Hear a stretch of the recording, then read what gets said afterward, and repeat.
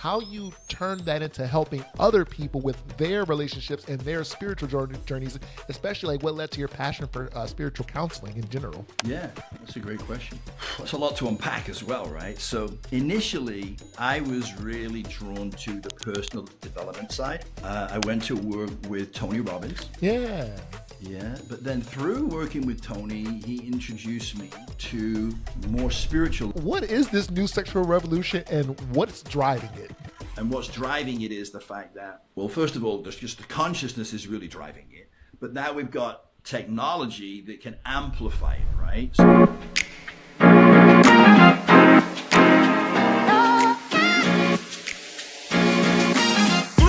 two, one. Seanydoo. Woo!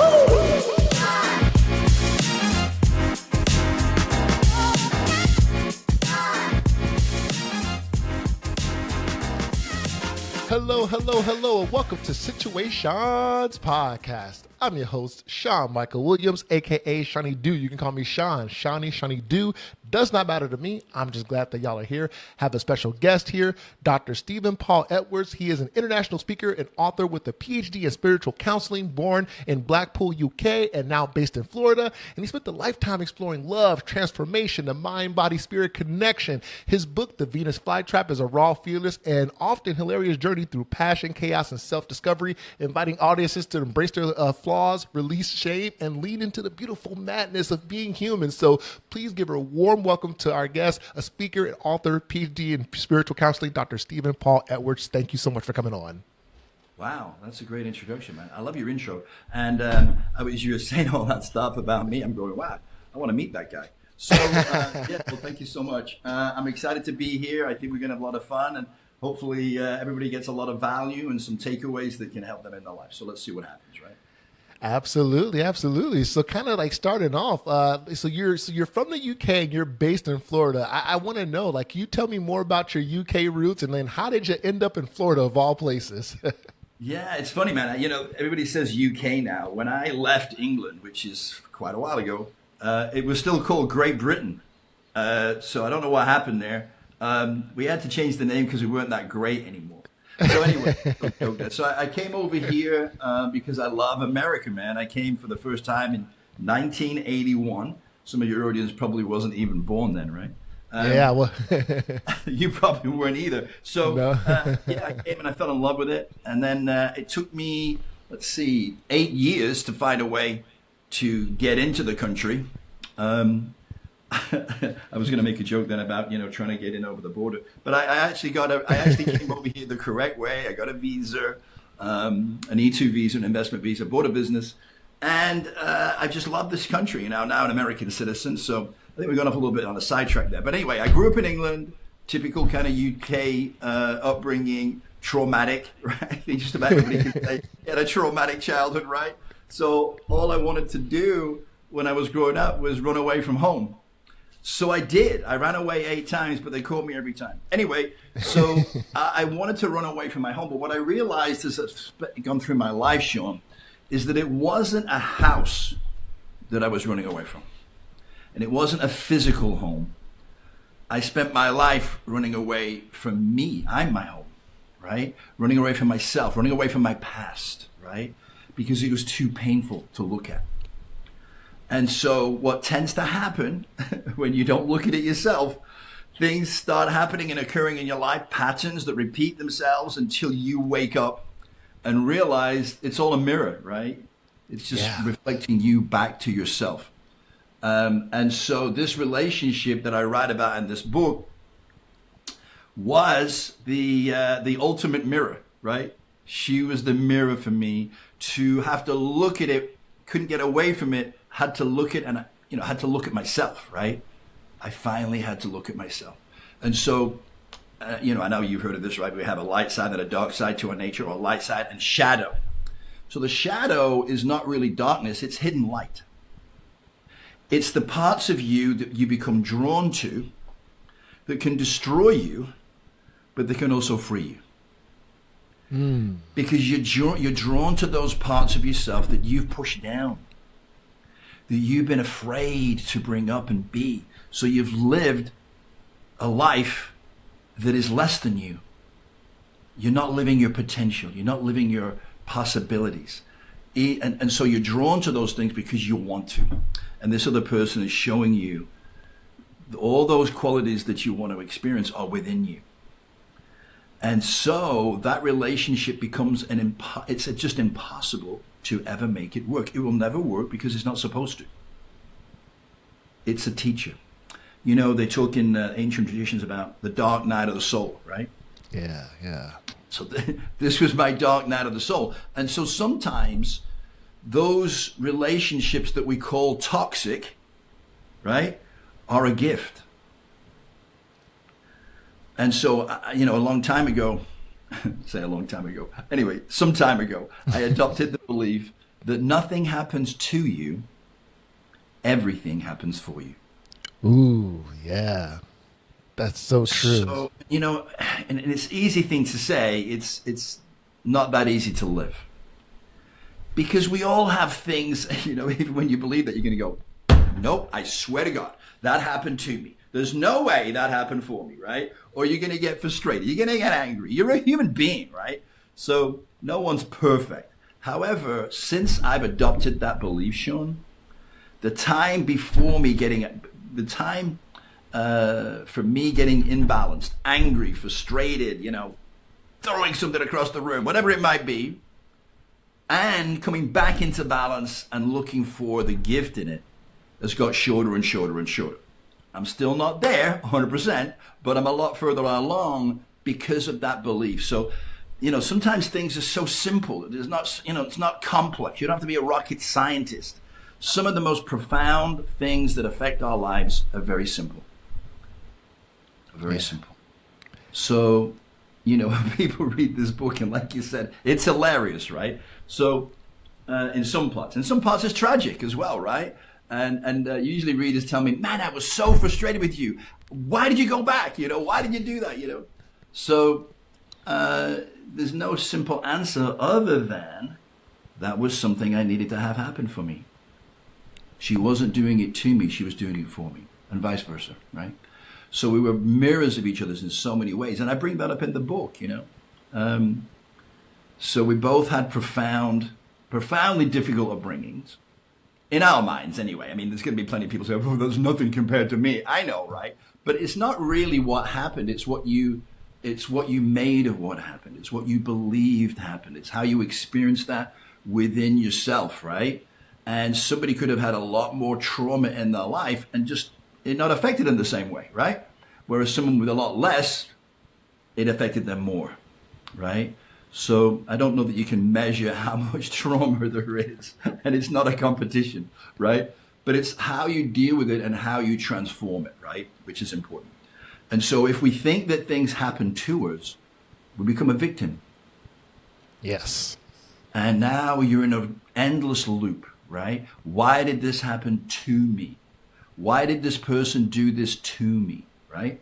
If you adopt the belief that it happened for you, that this person as a soul has lowered their vibration enough to give you an experience to help wake you up to who you really are, right? And then you go, wow, they loved me that much to do that for me.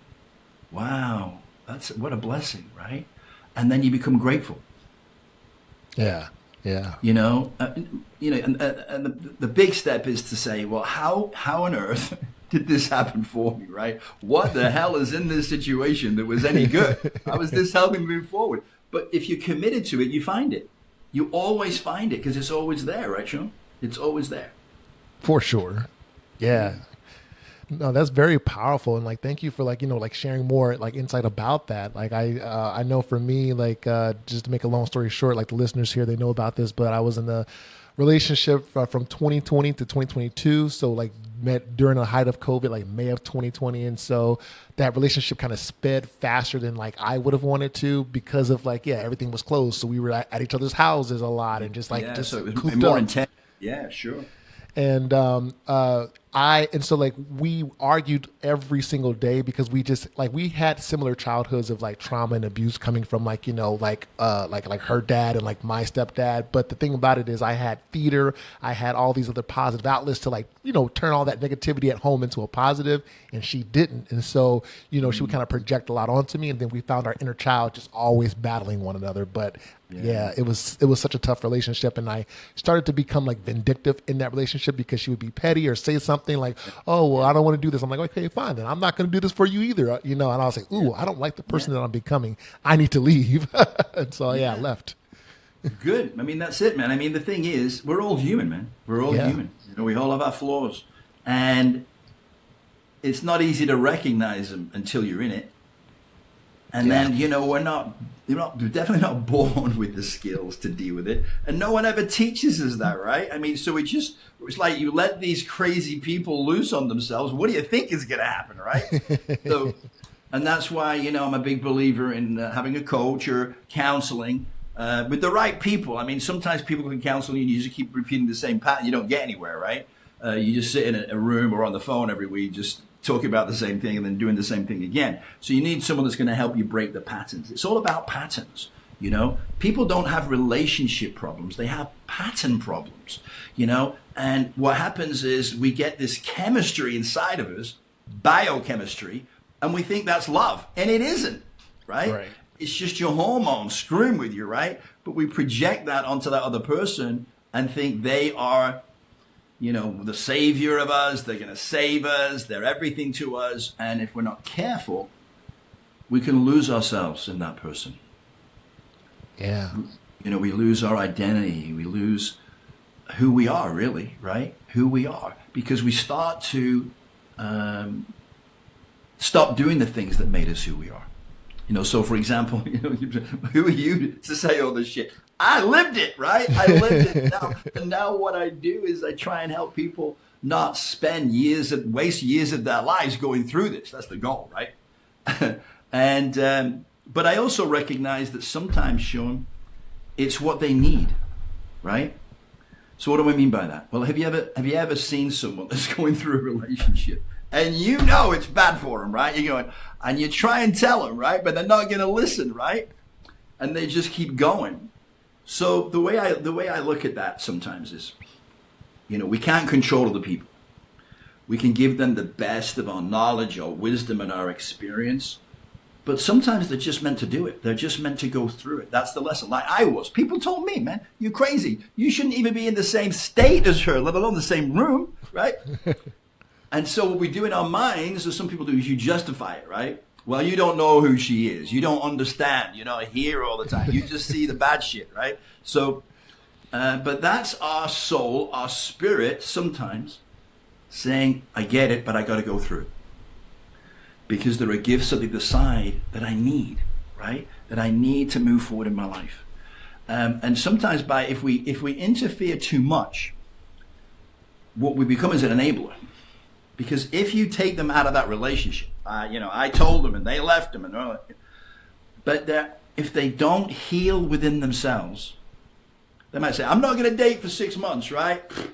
All right, 6 months goes by, right, I'm ready. And they go out on these apps or whatever, they meet someone and they meet the same person in a different body. Yep. They're electromagnetically drawing that personality, that energy back into their life because they haven't healed yet. Right? And so when you recognize that nothing happens to you, everything happens for you, what you realize is you're creating it all. Yeah. You drew that person in your life, right? They didn't just show up by accident. There's no accidents, right? Everything is on purpose. And so when you say, okay, I brought this person into my life, okay, what gifts are they going to bring for me? What opportunities are they going to bring? You know, and I did that and I went, well, you know, she's sexy as hell, right? We have amazing sex. We got a sex room. I got a mansion. I got all these cars. I'm like, what could go wrong? Right? You know, and then, you know, pretty quick you realize a lot could go wrong, right? Yeah. Oh, yeah. And then, you know, the funny thing, you know, the fun part of the story is, you know, we're both strong characters and we're used to getting our own way, right? And because we were afraid of being who we really are in front of other people, the only way to try and keep that up is to control. Yeah. You've got to control your external reality. And that includes, or you think it includes, people, right? I got to control her, you know, and she's thinking I got to control him. But that creates hilarity, right? Because you can't do it. And the more you try, the worse it gets and the funnier it gets, right? And the stuff you get up to is literally crazy, literally crazy. And the irony again, you know, we talk about being mirrors. We both grew up with mental illness. Yeah. I was in an asylum when I was 16. Wow. That was crazy. So they labeled me as, what we called it back then, manic depressive. You know, they call that bipolar now. And there's even degrees of bipolar, right? There's, you know, you could go on forever, right? The spectrum, right? On the spectrum. But anyway, and then so they gave me electric shock treatment, ECT, because I got so high. I was so high. I was in mania, right? I was in mania. Wow. So they brought me down with ECT. You know, when they took me in there, I loved everybody, right? I mean, I was just like the happiest person alive, right? They couldn't do anything to me that was, you know, they're strapping me in a chair and going, oh, really? These are nice straps. You know what I mean? these will look cool when I leave, right? That's cool, yeah. You know? So I was in a completely different dimension, right? So anyway, they managed to pull me down through electric shock treatment. They gave me drugs, and eventually I became what they called normal. I was depressed for like 5 years. I'm like, wait a minute. I think I like abnormal better. I think I like crazy better. Seems like I was happier there than I am in this situation, right? And although I'm joking, sometimes these experiences, these what we might call mental illness, are openings to a higher understanding. Ooh. But sometimes when they happen for us, we're not ready to stay in that place. They're just something that we'll look back to, like I just did, and said, you know, maybe I wasn't necessarily ill. Maybe I was normal, right? And everybody else is sick. But there is a higher level of consciousness that we can actually tap into within ourselves. And I've been able to do that at certain times and certain occasions. I can't do it at will yet. But I believe that these higher consciousness is where we're heading, right? Where, you know, like I went in there, you love everything, right? You never hurt anybody, right? You're like, yeah, but everything's cool. But you also realize that love sometimes is not enough. Yeah. Right? Love So is not true. enough. You gotta have, we live in this reality. That's the reality of it, right? So you can have one foot in this amazing spiritual world, but you got to leave one foot in this world because this is where we live right now. And then when you do that, you can help other people along the way to that experience. Yes. But you can't start out expecting everybody, hey, listen, this is how you get high on yourself or the world, right? Because they're going to think you're crazy, right? So you have to figure out how to meet people where they are and then help them get where they want to go. Yes. And so that's what I do in counseling. People say, what do you do in the counseling? I go, it all depends on you. The first thing you have to do is find where you are right now. It's like you're going to go on a journey, you take people on a journey, you're going to say, well, where are you right now? Yeah. And then when I know where you are, I can take you where you want to go. Wow. So one of the things that I've developed over the time, and through this experience, because I never got into relationship teaching. Right? I've been married 4 times, Sean, right? So I mean, wow. You go, wait a minute, you've been married and divorced 4 times. I don't think I should talk to you. I want a successful marriage, right? Or relationship. No, that makes me want to talk to you even more because I'm like 4 times. Okay, like you got some experience. I know everything that could go wrong, and I can save you, right? And to a degree, that's true, right? So, and then I went through this experience with, Tamaz in the story. Man, what she taught me, she was so, first of all, she's extremely intelligent, but she would use that intelligence as a way to manipulate and do negative things, which we get into later in the story. she couldn't help it, right? It wasn't her fault. And that's what she's destined to do in this life. That's what she's chosen to do in this life, right? Won't get it too far into that right now because it's going too far along. But I was just completely like, you couldn't have talked me out of it. You'd have had to kill me to leave her, right? I mean, I don't know how much of the book you read, if you had a chance to read anything about it, but she did some crazy shit, man, that most people would say when they read it, dude, you seriously, you broke up with her then, right? Seriously, you didn't go back. And like the next day I went back, right? Wow. Not even the next month, not even the next week, right? So yeah, it was, and I wrote some spin-offs from it, a book called Madness and Mayhem, because it was madness, right? But along the way, the madness and mayhem led to incredibly powerful, beautiful adventures that was so much fun, and we had such a good time. So we had this dichotomy. So those things would happen to keep me sucked in, right? To keep me in it, right? And so we would go from one extreme to the other. And we went all over the world, man. Because I was, at that time, and I still am a speaker, right? So I was flying all over the world teaching these principles that I wasn't living necessarily, right? So anyway, so she would come with me, and we would get into all kinds of trouble. We would how we both stayed out of jail is unbelievable, right? The police were always at the house. If we were away, the police would be out there with crazy stuff going on. Wow. But somehow they would see that through all the craziness that we really had a connection. And they could have arrested us so many times.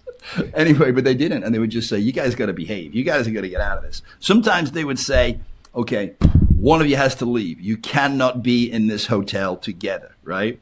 One of you's got to go. Right? So then we would talk about it. We'd like get in a huddle and say, you got to go. You would say, why do I have to go? Right? You know what I mean? And then all that would start up. So yeah, it's, I love the book, man. I mean, I've read it so many times, and every time I read it, sometimes I'll read it just to say, well, what was that about? And then I get hooked in it. I get hooked in it myself, right? And I'm just right now completing book 2, right? Which will be coming out soon. So yeah, I'm very passionate about it. I'm passionate about it, not just from the entertainment side, but because it's powerful to, when people read it, they say, man, I did the same thing here, or I could see myself there. And so it's a wonderful way to learn, and this is not a new idea, is through stories. Yes. We learn best through stories, and then it's a non-threatening way to learn. No one is saying, you need to do this, you got to do that, or making someone feel bad for whatever they're doing in their life. It's just saying, hey, here's a story. Yeah. Take from it what you will. You know what I mean? Whatever you need, it's there if you are willing and open to looking at yourself. And if you're not, you're going to have a good time reading it anyway. Exactly. And I definitely agree with everything you've said. And especially we do learn via storytelling and seeing other people's experiences and then relating it back to ourselves and kind of adding on to that. So do you have plans on turning this book into a TV series or a movie at some point? 100%, yeah. It's going to be a movie. It's probably going to be a series first, and there'll be a movie at the end of it, for sure. Wow. Okay. Amazing. And so, even with your own life experiences and how you have gone through so much, traumas in your own life, can you kind of share with us, how, you turned your past traumas and your past hurt and pain, and even just like your relationships, how you turned that into helping other people with their relationships and their spiritual journeys, especially what led to your passion for spiritual counseling in general? Yeah, that's a great question. That's a lot to unpack as well, right? So initially, I was really drawn to the personal development side. I went to work with Tony Robbins. Yeah. Yeah, but then through working with Tony, he introduced me to more spiritual leaders. So this is going back a ways again, because it was a long time ago. So, the people that were leading the charge or the evolution of consciousness back then were people like Barbara Marx Hubbard, Deepak Chopra, Wayne Dyer, James Redfield, Neil Donald Walsh. And so I really was drawn to the more spiritual side of things. And I got involved in all kinds of spiritual retreats, doing all the, the breathing techniques, all that stuff. So I got really deep into it. And that was what I was drawn to. And so what happened was when I left working with Tony, I started doing my own events, which were kind of, more spiritual, right?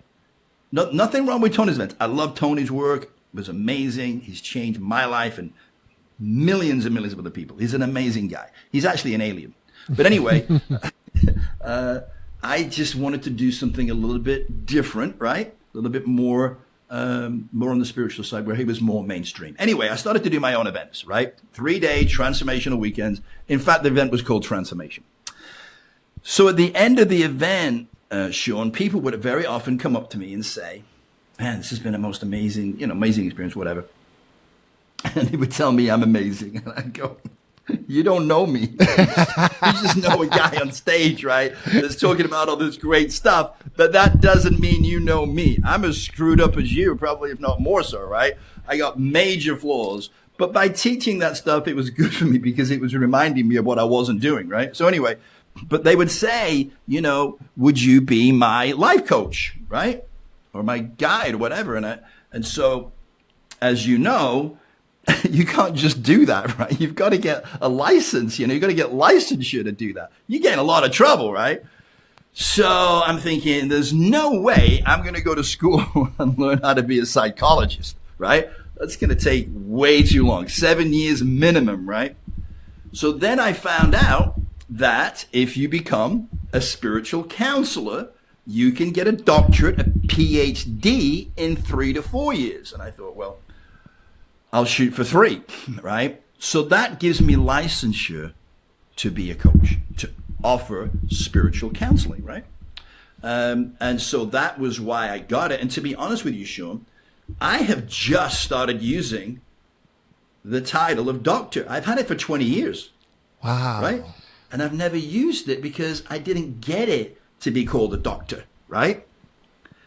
But now when I publish this book, like everything, I have coaches for everything, right? Because I believe in that, right? I believe in having other people who do what you do and can see things you can't see and help you, right?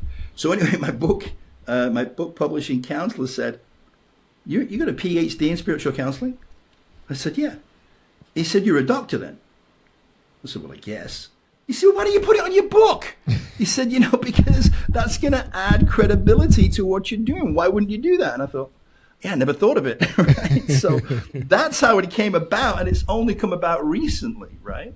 So, but it also gives me credibility for the coaching I'm doing. The coaching that I've done in the past, Sean, to get back to your question, was about personal development, was about not specifically to relationships, right? Because I kept getting married and divorced, so I probably don't talk about that.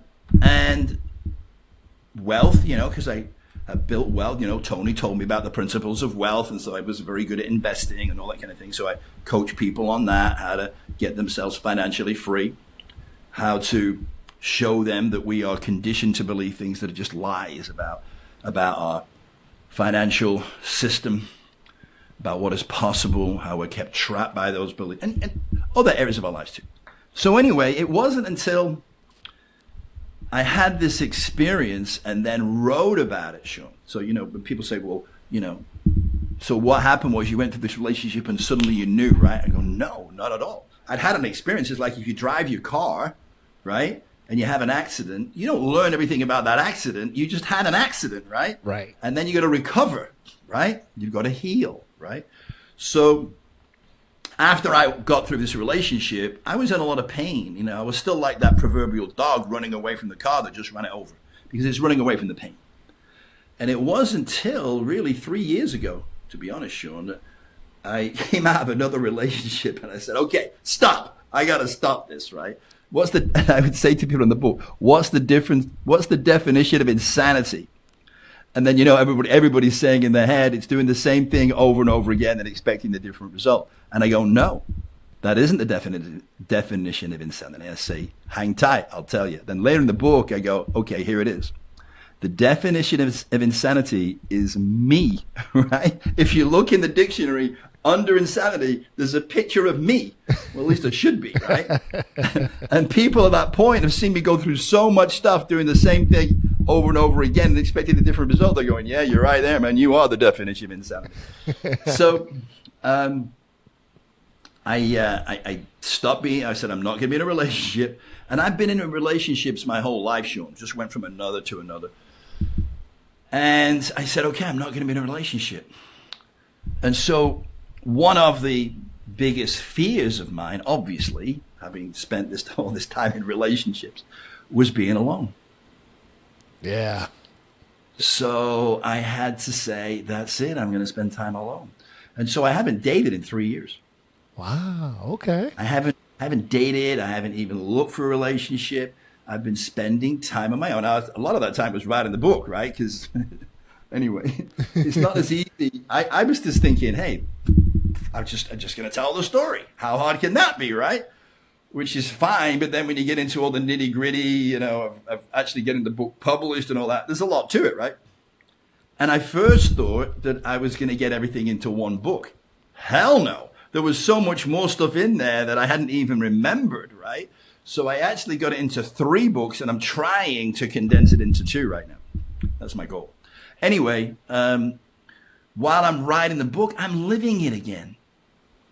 Wow. I'm going through it all, right? But I'm going through it all. I'm looking at it objectively instead of being in it subjectively. Does that make sense? It does, yeah. Man, I was laughing my ass off. I was also crying. Yeah. Because it's a beautiful story. It's a beautiful love story. And you become very compassionate for both of us, right? Right? And so I just really, it was so cathartic for me. And that's where I really started to learn it, by reflecting on it. Does that make sense? It does, yeah. And what I'd spent most of my life doing, as I mentioned earlier, was running away. I mean, Sean, you know this, right? We teach people and encourage people to journal, right? You got to journal, right? You journal, write it all down, right? And I did. I had like, I don't know how many journals. There was like, I had a stack of journals, right? But guess what I never did? Took it into consideration, followed. I never read any of them. I never read it. All that right. Didn't even look back at it. Just so busy going forward, right? Just keep going, that I never reflected on my life. And so these last few years have given me the opportunity to do that. And now I really enjoy being on my own. Probably too much so, right? I don't want to be in a relationship right now. Doesn't mean I won't be, but right now I'm great. Now, I also don't want to become a hermit, right? So there's a balance. Now, one of the concerns I've had, is people say, well, you spent all this time alone, but are you healed? Right? And I go, I have no idea. I won't know, right? Until I get out there again, right? Or these kind of situations come into my life, and how am I going to react? Well, I'd like to tell you I'll be good, but I won't know until it happens, right? Right. So anyway, so it happened. The opportunity came up to go back, and I wasn't interested. Yeah, wow. I didn't get hooked. Now, that doesn't mean I'm totally healed. I'm not an idiot, right? But I know I'm a lot further along than I was. That's good. And so the same things don't hook me the same way, right? Now, there's all kinds of other flaws I've got that are going to get healing too, right? But it's a good beginning, right? It's a really good beginning, and I feel much better in myself. I enjoy spending time on my own. I love meditating, right? These are things that have become important to me.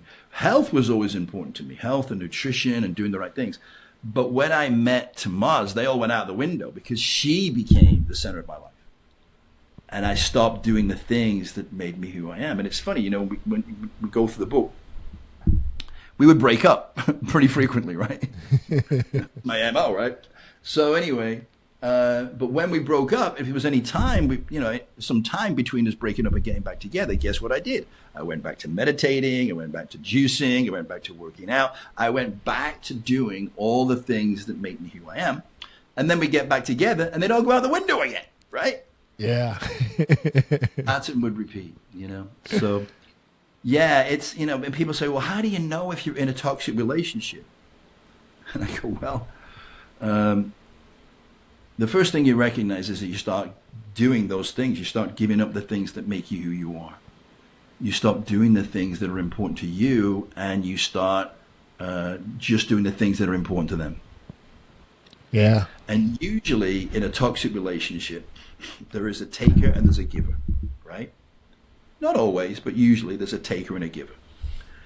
And so the one that takes, they can never get enough, right? They can never get enough of your attention. They can never get enough love. And so they just suck it all out of you until you're totally isolated and they are the only person in your life. Yeah. They will cause confusion. They will create conflict in your friendships, in your other relationships, in your family, right? So that eventually, and they'll make it look like it's not their fault, right? Yeah. I don't know what's wrong with your parents, right? You know me, I'm doing everything I can, and they just don't like me, because you know what I mean? All these kind of things that they're saying that put you in doubt. Right. And you're doubting yourself and everyone around you. And the only person you think you can rely on is them. Yeah. Ooh, I know that all too well, especially like with that last relationship I was talking about. And then from October of this past year to December, January of this year, I ended up dating somebody very short term. And it was kind of like a remnants of like that past relationship. Like this person was like, unhealed. And she did tell me that she had BPD. She was in therapy going, working through some things, and then also anxiety. And so we just clashed because she past partners that she was with would just say very unhinged things to her, or just invalidating things to her, or body image things to her, and then she would kind of just project that onto me, like oh, well, you're gonna treat me like everybody else, or oh, how do I know that you won't say or do this? I'm like, can you give me a chance to just live and actually just treat, like, let my actions speak louder than words. Like, I could tell you that I'm going to do something, but let me actually show you through it. But anyway, we just kept bumping heads. And I was like, okay, well, at least I learned from my last relationship. I don't need to spend 2 years or whatever to figure out, hey, this isn't going to work. This time it was 3 months. I was like, okay, cool. I know that this person is not for me. Let me go and do my thing. She can go heal, but yeah, I can't do it again. All right, man. Well, this is interesting because she had BPD. Yeah. No, Tamaz had BPD. Ah, wow. Now, that's not curable, right? Yeah. You can never cure it. And the only way that you can even live with it as a person who has it is you got to go to therapy at least 3 times a week. Yeah. So if you're in a relationship with someone with BPD, it's never going to work. It doesn't matter what you do. It's impossible. It's literally impossible, right? And so, I spent 3 years in there, man. I mean, I was pretty committed, right? I should have been committed. I really didn't want to give up, right? And that's too long. I mean, I talk to people who've been in a relationship with someone with BPD, and they went, whoa, wait a second. You're in a relationship with her for 3 years? That's insane, man. You should get a medal for that. Right? Yeah. You tracked through that one. I don't mean to say that in a derogatory way, even though it sounds that way. It's just like it is a disease. It's a disease, right? And you cannot cure it, and they can't help it. When I found out, it actually made me love her more, right? I mean, I had more compassion for her because I understood it wasn't her fault. It's not her fault. She can't help it. Which, drew again on my flaw, which is, rescue, save, and fix, right? But then that is what I needed to cure. And that's what this whole relationship did in the end. you got to realize you can't fix anybody. You can't save anybody, right? But that was my own insecurities. That was my own lack of self-worth, that I didn't think I was worth any more than that. Now, imagine that awakening, right?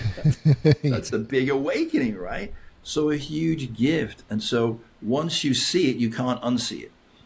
Yeah. And so now you have to make a choice, you know, are you going to live in delusion for the rest of your life, or are you going to face it, heal it, and move on, you know? So, and it's not going to be easy. It's not, these things are not easy to fix, man. You know that, right? It's like you got to work at it, right? And you're going to fall back. You're going to make mistakes. And so you have to love yourself first. Yeah. And, you know, and then people very often go, what do you mean you love yourself first? Isn't that selfish? And you go, no, it's not. You can't love other people until you love yourself. It's not possible. You can't give what you don't have. There you go. And in order to get there, you know, I use the analogy, you know, we've all heard the analogy of the airplane losing oxygen, right? And the mask comes down. You know, who's you put on first? And you got to put your own on, right? Mm-hmm. Because if you don't, you're not going to be able to help anybody else anyway, right? Exactly.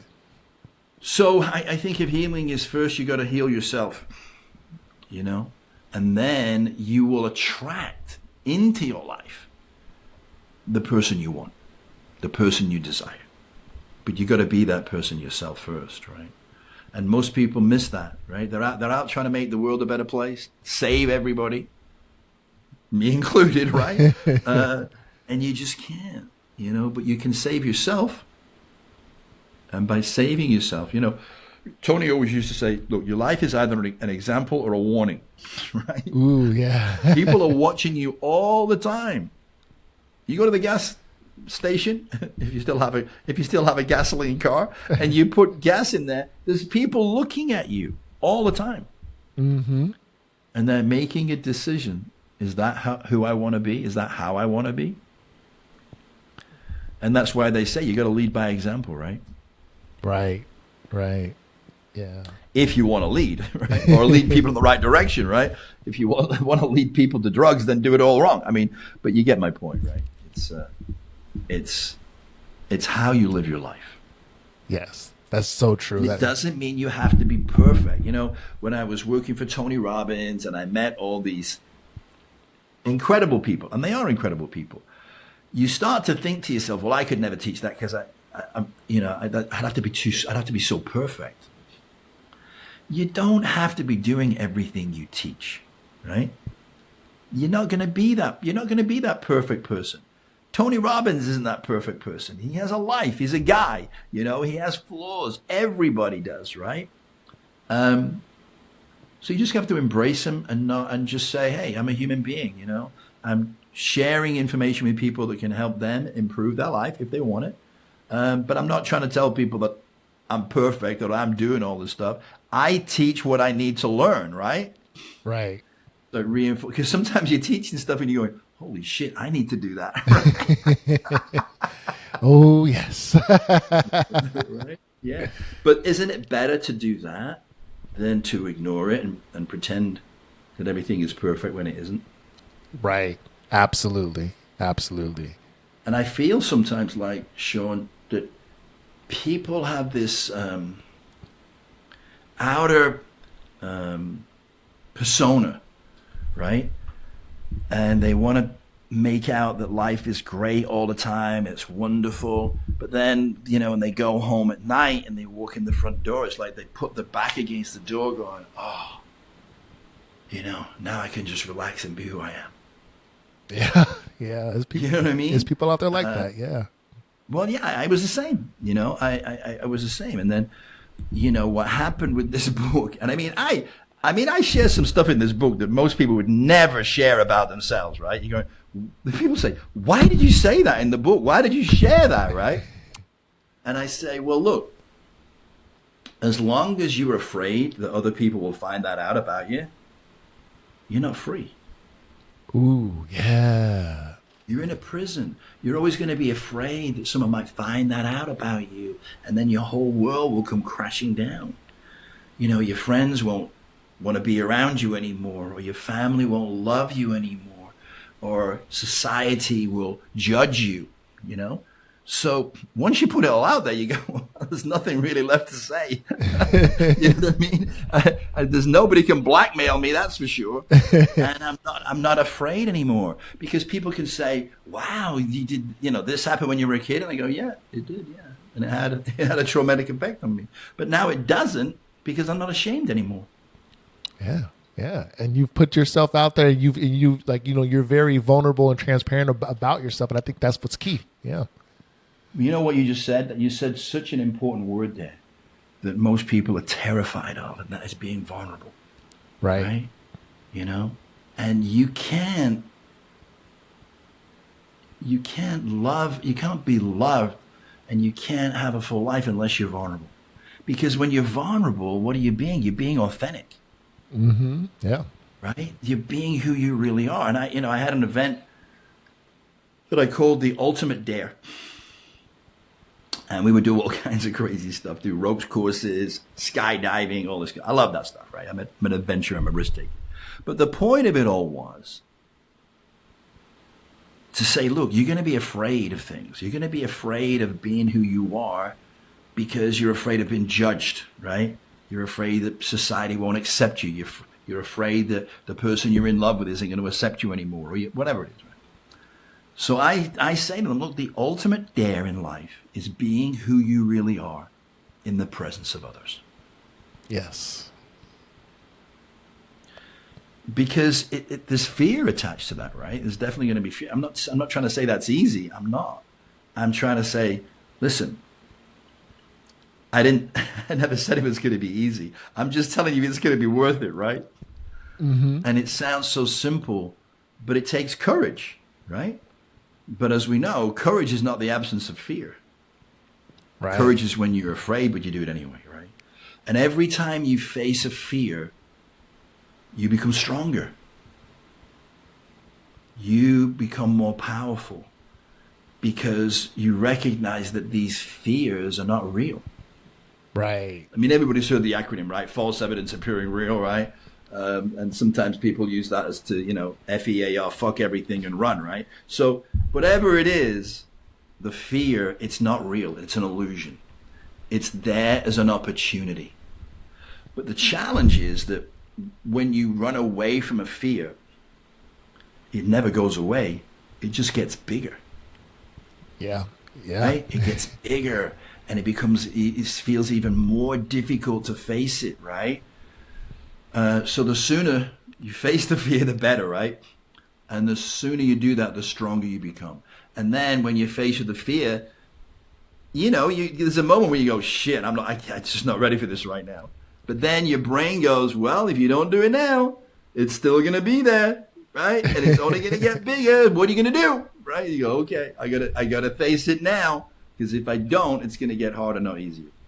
Yeah, absolutely. I mean, like that's a huge reason why I even started this podcast, because I'm like, you know what, just the dating, relationship, life stuff, you know, I can't be the only one going through it. There's got to be other people out there that's going through it, and, you know, just interacting with other people that shared their stories, having guests on like yourself, like, yeah, it like, you know, just sharing my own story on this show.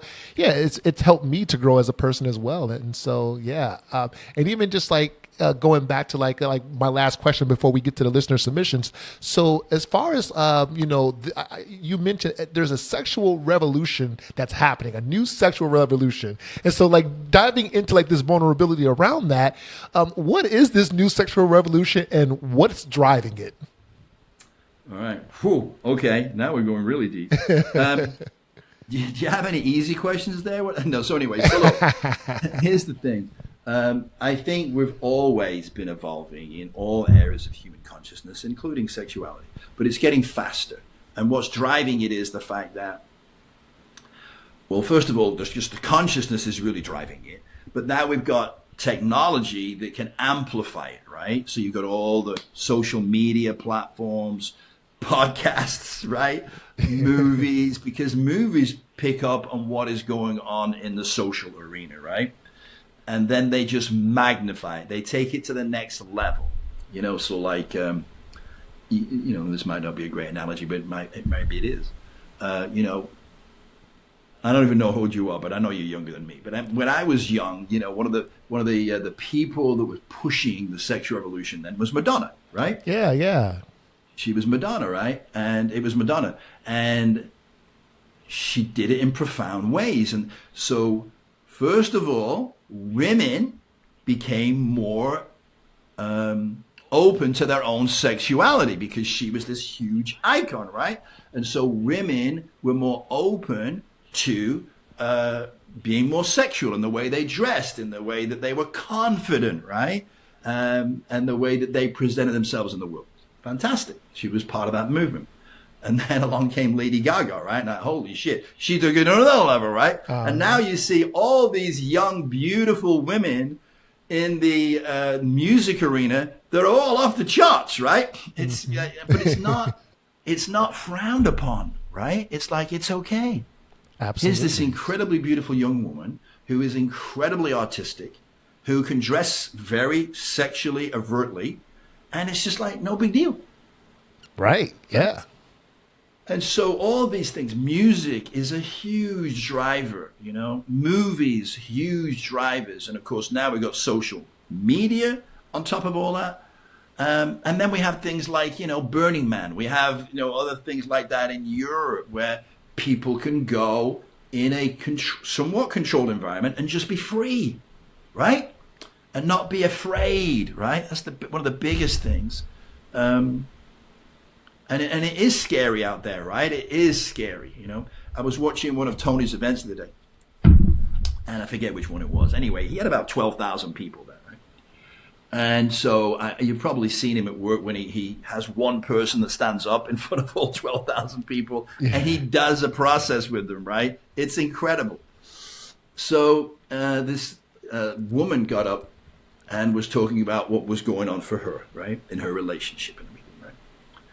And so at one point, he was talking about the differences between men and women, right, and how we live our lives and the things we're afraid of. So he said at one point, he asked the whole audience, 12,000 people, he said, raise your hand if you're a man and in the last 30 days you felt scared. Out of 12,000 people, there's like 6 guys, right? 6 guys. Of course, right? Right.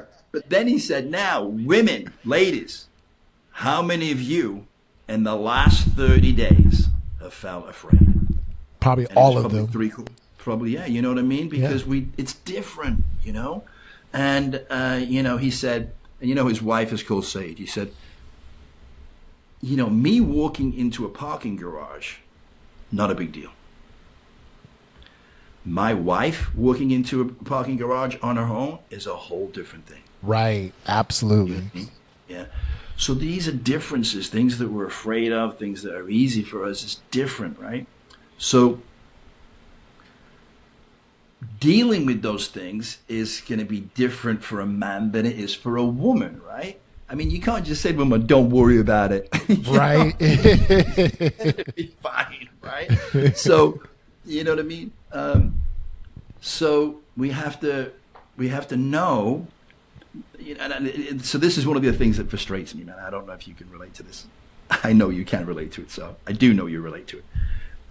We're this sexual revolution, which really began, the major sexual revolution began in the 1960s when they invented the pill, right? Because it gave women a sexual freedom they never had before. And they went batshit crazy with it. But anyway, my point is, it's changed society now because women can wait longer before they have children, right? Right, yeah. They can have their careers. They can do these things. They couldn't do those things before. But it's had a profound effect on the traditional man-woman relationship. It's not the same. Right, yeah. Those ideas have gone out the window. Right, but when a pendulum swings, Sean, it doesn't swing to the middle, does it? No, it keeps going all the way to the way past, right? So we've got a situation where the pendulum hasn't balanced yet, right? And so we've got extremes. where people believe things that they don't realize are so far extreme that they're never going to work. And that creates conflict. It creates conflict. And there's always been conflict between the sexes, right? Oh, yeah, absolutely. Because we've had a patriarchal society, right? And not a matriarchal society. Right. And so the pendulum is swinging away from the patriarchal to more of a matriarchal. Now, we both have male and female spirit in us, right? We just kind of put one half of it on hold when we come into this experience, or maybe a quarter of it, or whatever it is, right? So we're seeing that there's always been a spectrum of sexuality, right? Mm-hmm. It's never been the case, really, that every woman was 100% feminine and guys were 100% masculine. There's always been the spectrum, but it's been more revealed now, and it's helped people embrace that in the past society would never have accepted. Right. Absolutely. So we're just becoming more aware of it. But in that process, it's a new paradigm. It's a paradigm shift. What does that mean? Well, a paradigm shift is a huge shift in consciousness. And every paradigm shift goes through 3 distinct phases. Number 1, it is vehemently opposed. Right? So, and we're in the stage of that to some degree. I mean, I think that you would say I don't even know how many letters there are anymore, right? They keep adding letters to it. But you know what I mean, right? The LGBTQIF, I know, whatever it is, right? There's a huge resistance to it still. It's not as bad as it was, but it used to be you're either gay, lesbian, or straight. Well, that went out of the window, right? Now we've got all kinds of different things, which again were always there, but they weren't apparent because people were just way too afraid to own that and live it in society. Well, people are getting more courageous, right? And they're saying now they've got the support of that group of people, right? And you can have these parades and do all this. At the same time, where there's a lot of people that are way behind that, right? And that scares them. Yes. They're afraid. That's all it is. It's fear, right? It's fear. Because they don't know how to deal with it, right? They don't know how to deal with it. And so these people who've been courageous to come out, again, coming out now is a lot easier than it was, 30 years ago, right? Right. People were terrified, right? My brother-in-law, because he was Indian. So my first wife was Indian. So he's an Indian guy. I mean, can you imagine that long ago coming out and saying you're gay? Your parents would have probably freaking killed you, right? So it was terrifying. It's a little easier now. I'm not saying it's easy, but it is a little easier now. But we still have a lot of resistance. Right.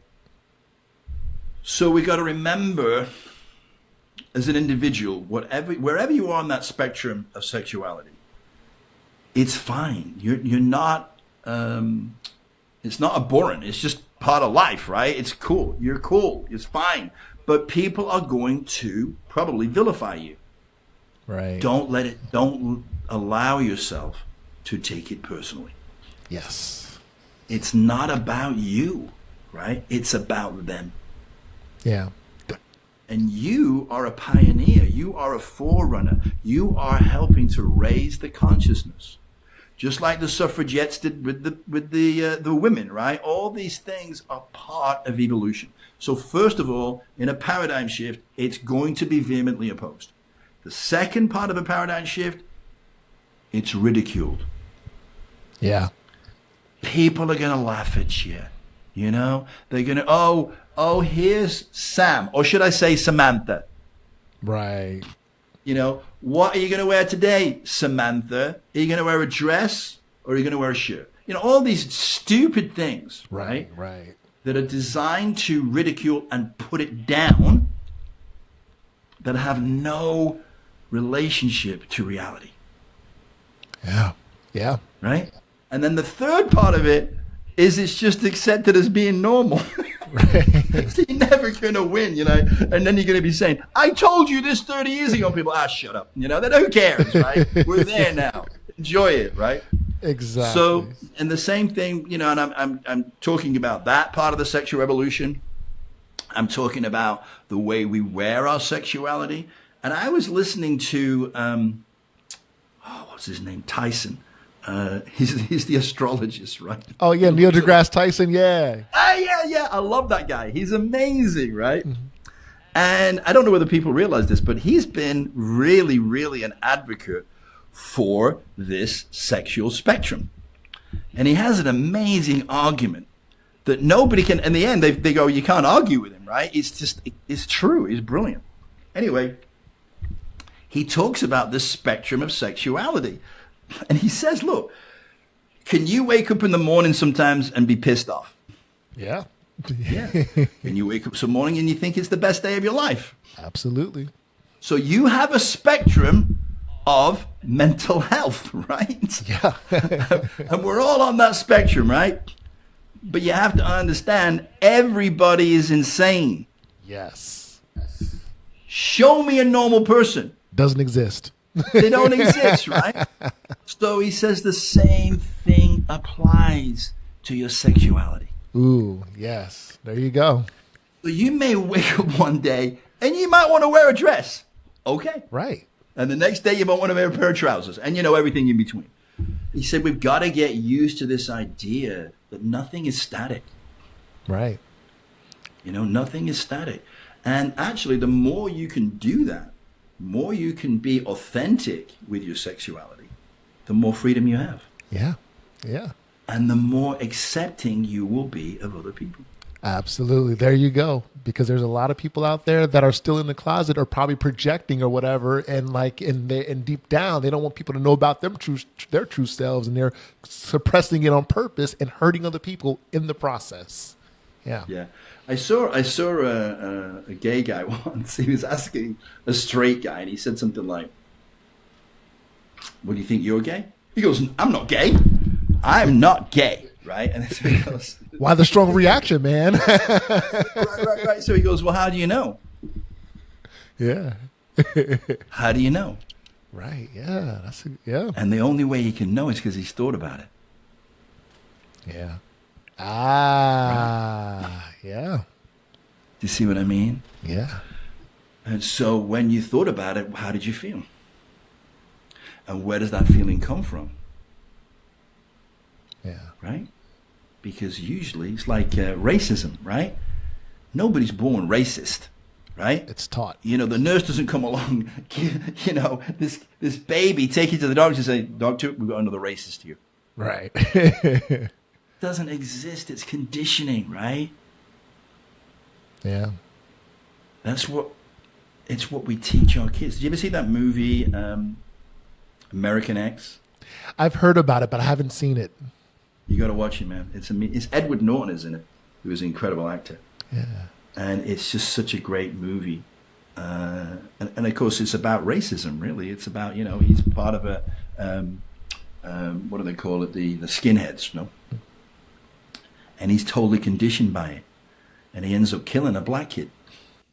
And he does it in an unbelievable way. When you watch the movie, you'll never forget what happens. But then he goes to jail. And there's a black guy that befriends him. And so he starts to condition him out of it, right? Yeah. To make him realize that skin color has nothing to do with anything, right? Yeah. And so anyway, I'm not going to tell you the whole story. You should watch the movie if you get a chance. It's a great movie. But, we've all heard this before, but we need to be reminded, right? Because there's so much stuff out there, particularly today. People get on these platforms, man, and it's brainwashing, right? It's freaking brainwashing, right? So, I'm not against social media per se, but you got to be careful. Wherever you put your focus, that's where your energy goes. And that is what expands in your life and becomes more. And it's so easy to get pulled in different directions that are not going to serve you. So people say, well, how do you know? It's really simple. If you're reading anything that is not based in love, then it's not the right thing. It's not true. Yeah. Everything based in fear, right, is not true. Yeah. Think about this. If you ask God for an answer, is God going to tell you something fear-based? No. No, never, never, right? Is God going to tell you what to do? No, never. God is going to get you to think about what is right and wrong for you and guide you, but also God gave you free will. There you go. Absolutely. And for those of you that are like tuning in and listening, I'm hoping that everything that, that Dr. Stephen Paul Edwards is talking about, this is going to resonate with you all, deep within. And this is also initiative to go to his website, work with him, and get, get healed. And so, yeah. We got a few listener submissions that we got to tackle through. Are you ready to tackle through this with me, Doctor? I'm ready, man. Let's do it. All right, let's do it. Let's see.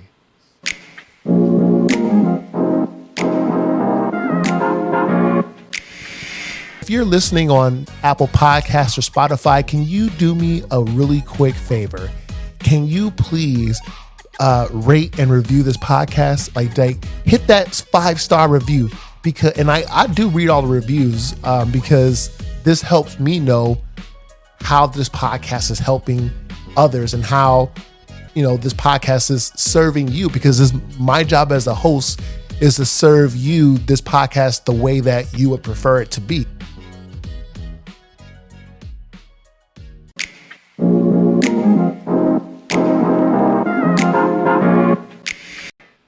All right, so we got a few listener submissions, and these come from the dating app Hinge. And so it's kind of like a little speed round, like it's up to us to decide whether or not these screenshots are hinged, green flag, or unhinged, red flag, deal breaker. So this first one says, in my friend group, I'm the one who has the stories, with the little emoji like, is this hinged or unhinged? Okay, so explain hinged or unhinged to me. What does that mean? Yeah, so basically, it's hinged. It's like it's a good thing. All like I saw this prompt and everything, and like, okay, I can do yeah, this is funny. I would swipe right on this. Unhinged is like, oh my god, this screenshot or this listener submission. Ooh, that is a red flag. Swipe away, deal breaker. Oh, well, the stories, being able to tell stories. I think the most famous people we can ever think of, the biggest influence on the planet, are great storytellers. So I would say hinged for sure. I agree. This was very hinged. This next one says, dating me is like a world-class roller coaster. There's a long line to get in. You'll laugh, scream, and cry, but once the ride starts, there's no getting off until you've had the thrill of your life, with the laughing emoji. Is this hinged or unhinged? Okay, well, I got to be honest, right? So that depends on the person that you're saying that to, because some people are like, I would never want to get on that roller coaster, right? I just want to stay grounded. I want everything to be even keel. I don't want any waves that'll freak me out. Me, I would be like, I'm in. Right? Let's go. Right? For me, that would be hinged. I would be immediately attracted to that person, and I'm going, let's go.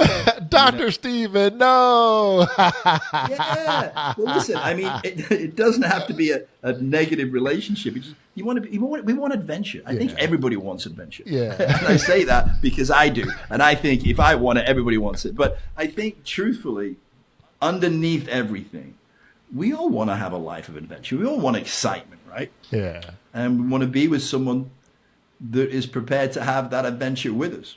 Absolutely. I definitely want like the adventure, but yeah, I guess I don't want too many of these loops and loops. I've been through it enough. I'm like, well, if you associate those loops with, having a bad experience or someone, but those loops can also be exciting. Yes. Right? They can be, let's go to Australia, let's go on a safari in Africa, right?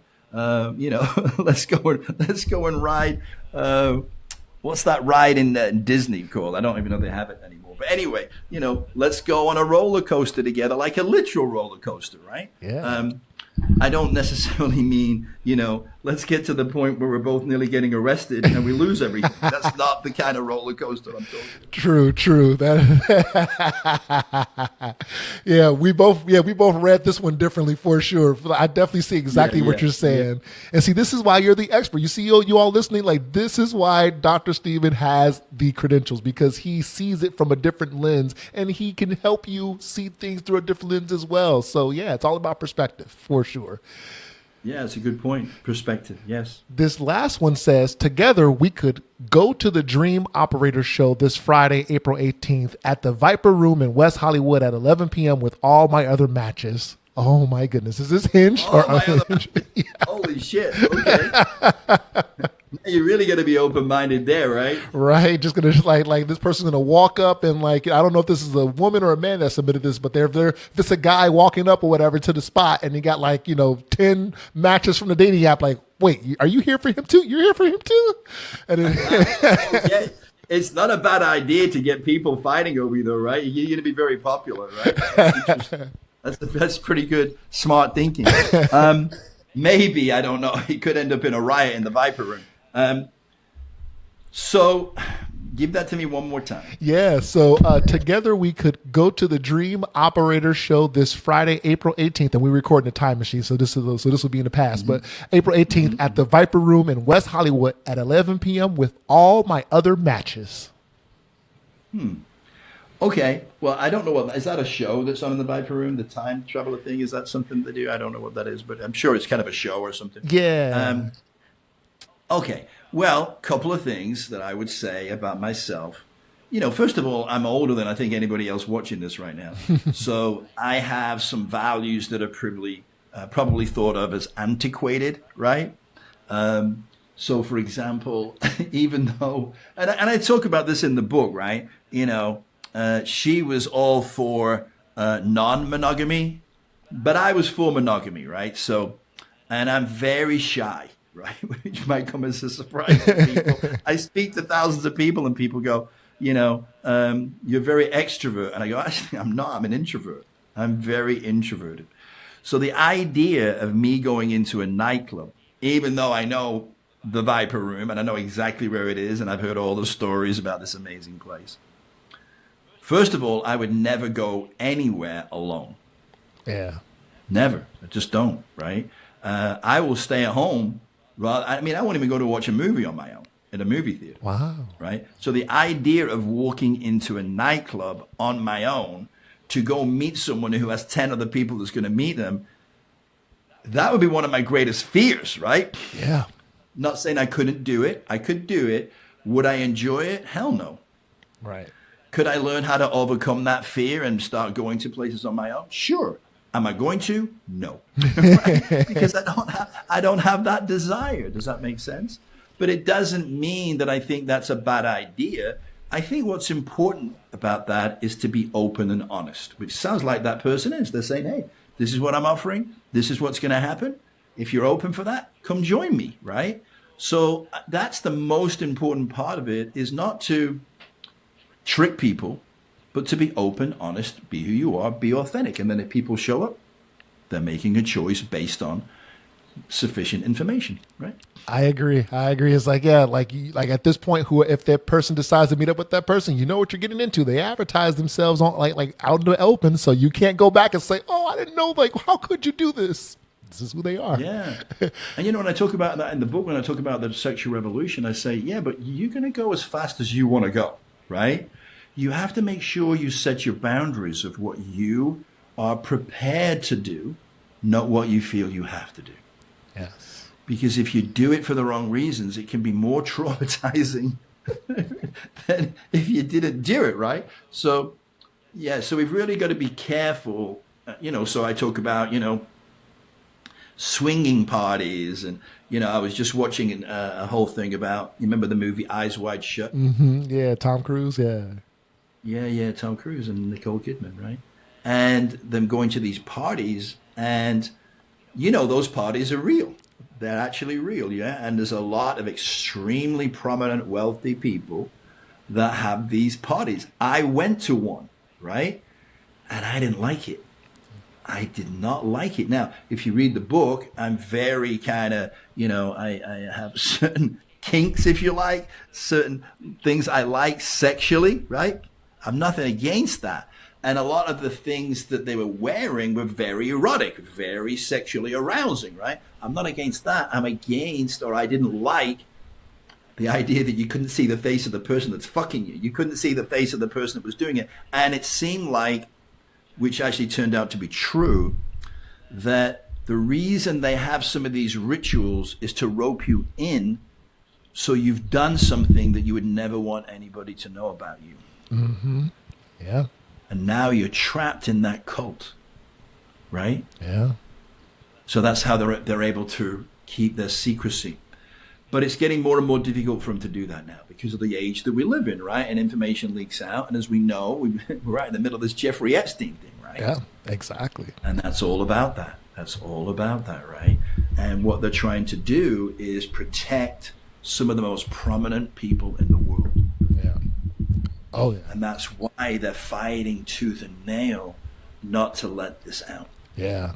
To the point where it might even bring down a presidency, right? Yeah. That's how powerful these people are. And we've all heard the stories about Hollywood, right? And there's a whole thing going on there. And it's true, there is a whole thing going on there. Oh yeah. For sure. Absolutely, absolutely. And I hope it all gets aired out one day. I hope so. It will one day, whether this is going to be the day, but we've already cracked it open. Absolutely. And I hope it happens sooner than later because it's one of the things that I'm really, really connected to. I've given a lot of money and time to this human trafficking. Yeah. It's just, I can't. I mean, as much as you go, well, everything happens for a reason, and it is happening for a reason, so it will come out, right? So we'll get it out, so it can't happen anymore. When these children are stolen from countries just off a bicycle or off the back of a bike, and then it's just, man, it's tough to wrap your head around how people could be that evil, right? But they are. Exactly. Oh yeah. How people could buy a child. Yeah, heartbreaking. Absolutely. It is heartbreaking, man. I mean, that's one of the things that's very close to my heart. So I agree with you. I think it's got to come out, and it's not going to be easy, and there's going to be a lot more people hurt and killed and abused, but the sooner we get it out, the better. For sure. For sure.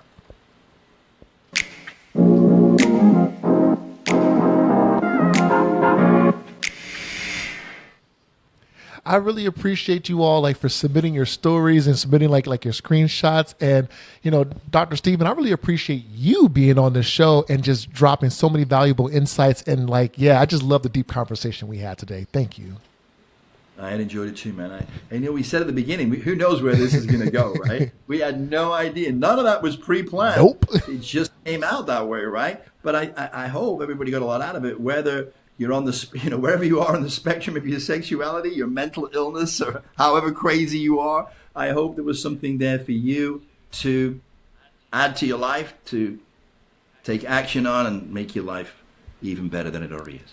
For sure. And can you share with our listeners, where they can find you? If you want to share a website or social media, let us know here. Well, I think I'm going to be in the Viper room this week. I'm just so yeah. So, well, first of all, I sent you, or my team sent you a couple of links, right? So if people would like to start to read the book without buying it yet, which makes sense, right? There is a link that you can give to your audience, which will allow you to get the first 3 chapters of the book for free. Wow. So you can read the first 3 chapters, and if you like it, you might want to consider getting the book. And then the other thing is there's a link to, I offer coaching, as you've talked about and I've talked about. There's a link to a complimentary 30-minute consultation with me. So you could get a sense of, I can get a sense of you can get a sense of me, see if we resonate. And if you feel like it's something you want to continue with, we can do that. Now, I can only do that on I can't do it for everybody because I'd never have any time left, right? So first come, first served. If you feel like it's something you want to do, click the link. You can book a time with me, and we'll spend 30 minutes together. Wonderful. And then, the website, which I think you're going to post, right? VFT23.com. There's a ton of stuff on there. It's a pretty cool website. There's all kinds of things you can learn about the book, learn about the characters, the history, what our mission, vision, and purpose is for this, because it's not to sell books. It's to really help create a community where people can feel free to express who they really are and not feel alone. Yes. That you are connected, and we're all connected together, and we're all on the same journey, just at different stages.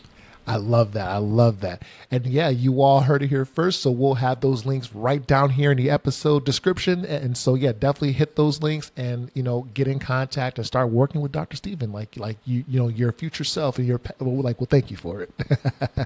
Yeah, that's a good way to put it.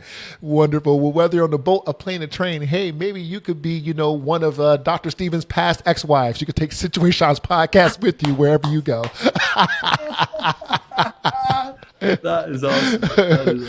Like, comment, subscribe, and all that. And I'll see you all back here for the next episode in a couple of weeks. Woo!